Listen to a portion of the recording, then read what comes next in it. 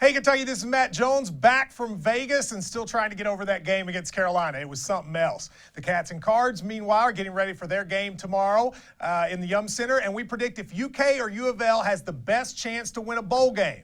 We'll talk about all that and more next on Hey Kentucky.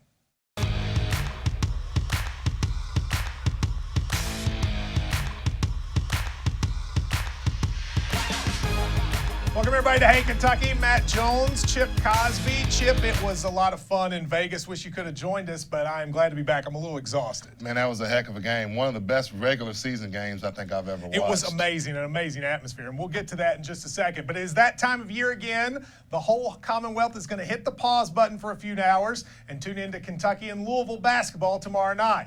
Kentucky comes in the game looking very good. The Wildcats won a nail-biter over North Carolina in Las Vegas this weekend. And, of course, the game by Malik Monk was amazing. 47 points, the most ever for a UK freshman. John Calipari talked X's and O's with the media today, but he summed up the game as just another test for his young team. Here's what he had to say. I'm happy when it's over. Just get it done, because everybody makes it life or death, and it's not life or death. It's worse than that. I mean, so I literally, and I imagine Rick's the same way. Let's just play the game, let's see what happens, and let's go. We got our league to deal with, he's got his league to deal with. Let's just move on. What I love about John Calipari, he got criticized for taking a tie off, so he wears a T-shirt this time. But Louisville coach Rick Pitino, he raised a lot of eyebrows Monday when he said his team wasn't going to back down from the Cats and try to keep the game slow. He said they're going to try to run with UK. Have the athletes that Kentucky has to play at that pace, certainly. We have enough athletes, but we don't our front court doesn't run as fast as their front court does, but certainly our wings can do that, and we're going to try to do it. So it's going to be an entertaining. We don't want to let our fans down either, so let's play ping pong.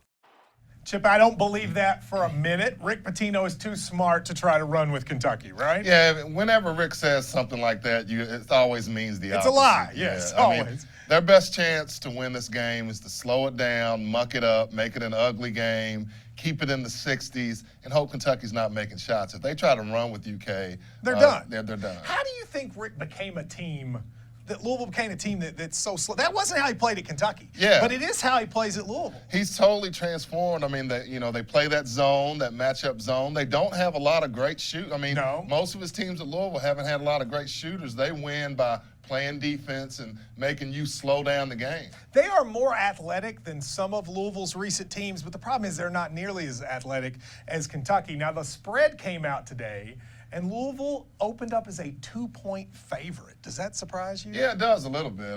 But, if you look at it, I mean, Louisville's played two top teams.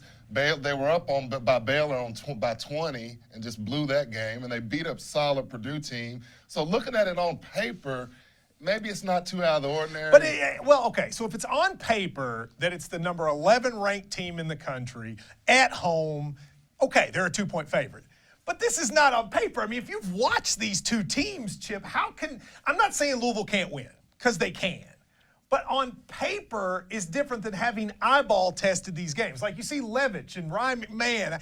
How are they going to guard Malik Monk? Well, I don't think we'll see much of those guys. I don't think we'll see much of Levitch or McMahon on tomorrow night. But I think, again, Louisville, rivalry games also. That's big, yes. Look at the football game. Who would have thought that UK would have gone into Papa John's and get a win? So I think Vegas is looking at it, hey, two top 15 teams. It's a rivalry game, and Louisville's at home. Let me put it like this. Is there any position on the floor that you would rather have Louisville's guy than Kentucky's guy? No.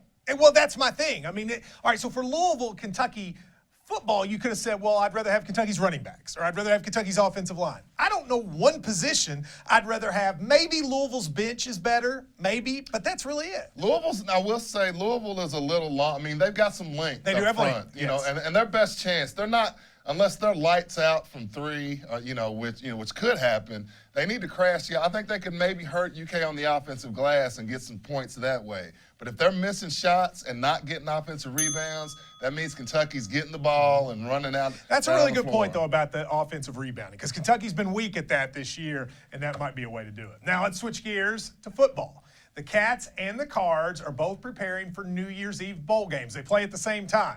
And propelled by the win over Louisville, Kentucky, of course, is going to the Tax Slayer Bowl in Jacksonville. I'll be there. They take on a Georgia Tech team that's got the tricky option attack in their first bowl game of this decade. Meanwhile, after the loss to Kentucky, Louisville slid down the rankings, and they get LSU in the Citrus Bowl.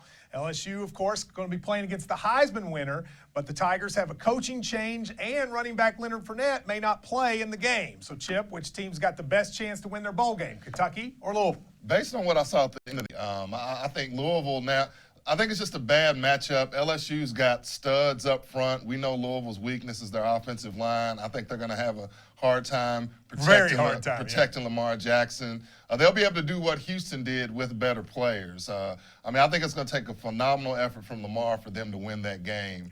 Kentucky, on the other hand, I think, we don't know. I don't know much about can they defend the option. If they can, they'll Mark win. Stoops was pretty good at it at Florida State. I always think bowl games, a little bit of it is motivation, right? Because you saw last night, I think Central Michigan was a favorite on Tulsa, and Tulsa won 55-3 or something. So I like motivation. Kentucky's going to be motivated. Right. I mean, they want to win this game. Do you think Louisville's motivated?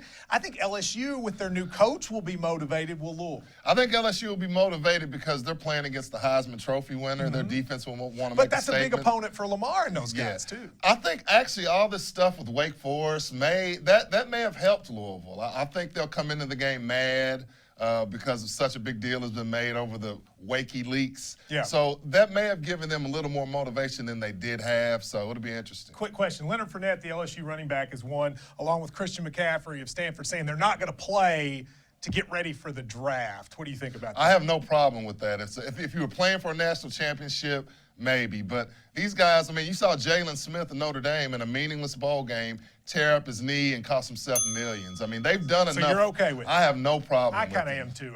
They're getting a lot of criticism, but look, this is a business. Yeah, and these games sort of don't matter.